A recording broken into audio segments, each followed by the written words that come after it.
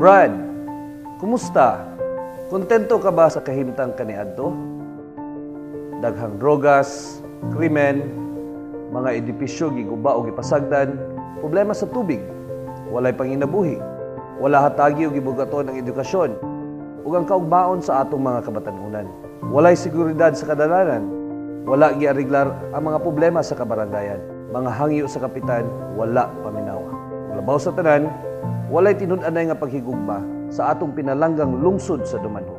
Ug wala ka makauyon, Brad, daghan na ta. Daghan na ta nga naghandong og hapsay, malinawon ug malambuon nga Dumanhog. Dumanhog nga nagpakabana, Dumanhog nga walay krimen ug Dumanhog nga makahatag og mas lapad na oportunidad sa atong mga kaigsuonan. Ganahan ko og ingon ini nga kausaban, Brad. Sulod lamang sa 5 ka bulan nga kita nagkauban, atong giuna pagtagad ang mga dagkong problema ning atong lungsod. Aduna kitay mga traffic enforcers pag-edukar sa atong mga motorista o paghatag og kahapsay sa atong kadalanan. Gipaangayan usab nato ang atong mga kapulisan.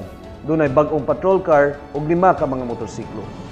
Isip acting mayor ning atong lungsod, atong gitutukan ang usa sa labing bug-at nga problema nga atong giatubang, illegal nga drogas. Atong gitinuod ang pagsikop sa mga drug pushers ug drug lords. Brad, ini kagabi, nakamatikod ka? Hilom na no? I am very proud to say nga zero crime rates ang atong lungsod sukad sa ato ang paglingkod.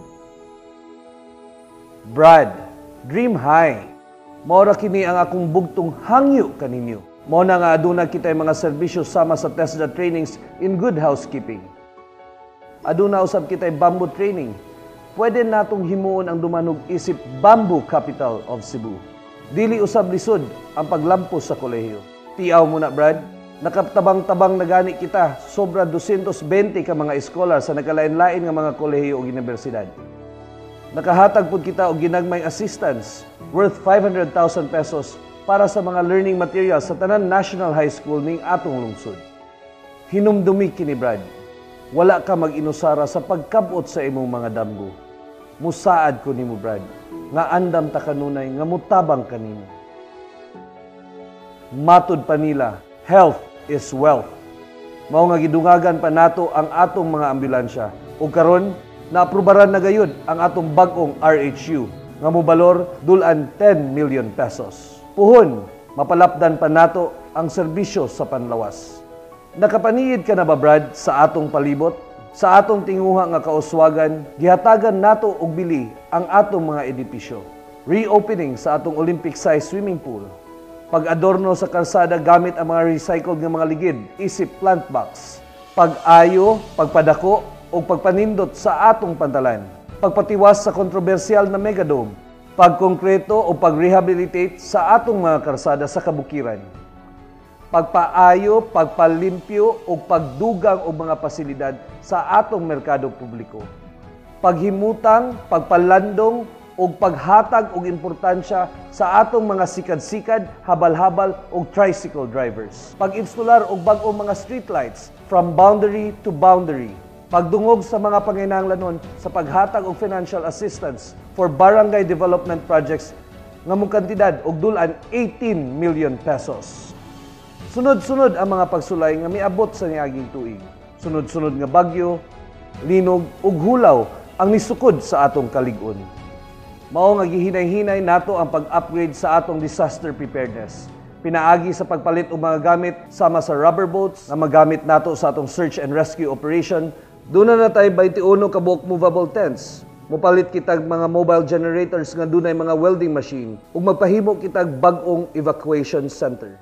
Nahuman na gayud nato ang labing unang command center o Public Safety and Security Office. Doon na pud kitay ibutang nga mga CCTV sa tibuok lungsod. Nipalit usab kita og unom ka mga dump trucks, backhoe, pison ug loader. Karon, makaingon ko nga mas andam na kita, Brad. Brad, dili na kita magpaiwit sa turismo kay atong ipasigarbo og balik ang Sinangyaw Festival. Kitams, sulod lamang sa 5 ka bulan ni Abante Dumanhog. Muhangyo lang unta ko, Brad. Tabangi ko sa pagkabot ni maong tinguha. Kay dili ni matuman nga ako rang usa. Kay kitang tanan, mo'y hingtungdan ug muhatag og solusyon sa maong problema.